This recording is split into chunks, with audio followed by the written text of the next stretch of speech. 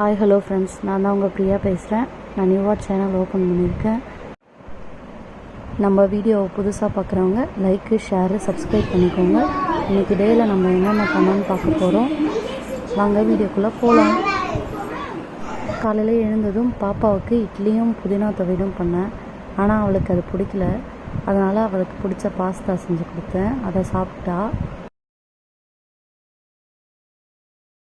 அவள் சாப்பிட்டதுக்கப்புறம் வாஷிங் மிஷினில் துணியை போட்டேன். வெளியே போய் பார்த்தா ரொம்ப மழை பெஞ்சுது. அதனால் துணி ஈவினிங்காக காய வச்சுக்கலான்ட்டு அப்படியே விட்டுட்டேன்.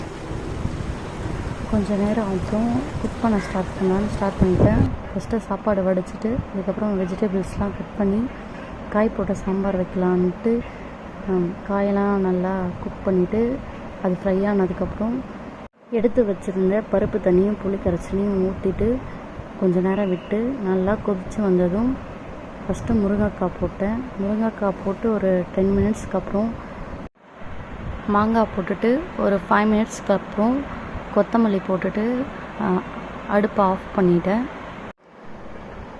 சைட் டிஷ்க்கு சேப்பங்கிழங்க பாயில் பண்ணி அதை உரித்து கட் பண்ணி மிளகாத்தூள் உப்பு போட்டு நல்லா தோசைக்கல்லில் போட்டு நல்லா டீப் ஃப்ரை பண்ணி எடுத்துக்கிட்டேன்.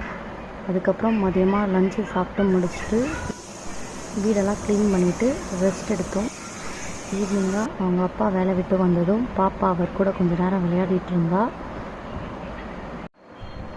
ஈவினிங் ஸ்நாக்கு சக்கரவள்ளி கிழங்கு ஸ்டீம் பண்ணி கொடுத்தேன். அதை சாப்பிட்டுட்டு அவள் ஃப்ரெண்டோடு விளையாட போயிட்டா. கொஞ்சம் வெளியே போயிட்டு டீ மட்டும் குடிச்சிட்டு வந்துட்டோம். என்னோடய vlog இதோட முடியுது. நெக்ஸ்ட் வீடியோவில் பார்க்கலாம். பாய் பாய்.